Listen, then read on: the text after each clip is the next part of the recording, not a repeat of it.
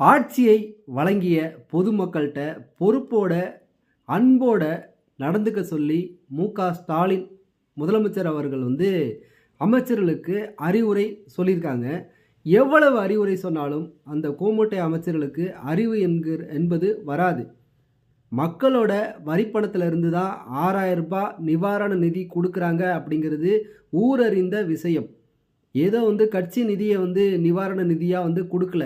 அமைச்சர்களோட வீட்டிலேருந்து அவங்க சம்பாரித்த காசை கொடுக்கல. அப்படிங்கிறத மறக்காமல் மக்களை மதிப்போட மரியாதையோட ரூ. 6,000 நிவாரணத்துக்காக ஒருத்தன் ரேஷன் கடைக்கு ஓடி வரான் அப்படின்னா அந்த அளவுக்கு நீங்கள் வச்சுருக்கீங்க அப்படிங்கிறது தான் காட்டும்.